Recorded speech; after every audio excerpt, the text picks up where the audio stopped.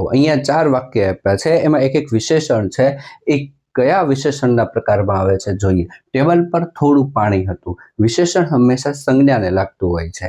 અહીંયા સંજ્ઞા કઈ છે તો કે પાણી. તો અહીંયા થોડું એ શું બતાવે છે, એની માત્રા ઓછી કે વધારે, એટલે થોડું.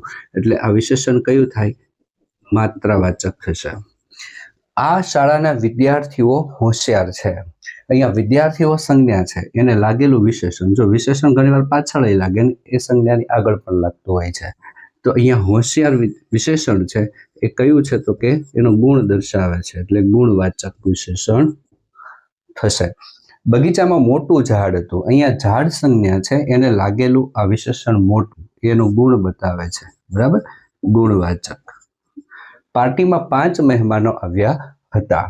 પાર્ટીમાં 5 મહેમાનો, એને લાગેલું 5, આ શું બતાવે છે? સંખ્યા બતાવે છે, એટલે આને સંખ્યાવાચક વિશેષણ કહેવાય.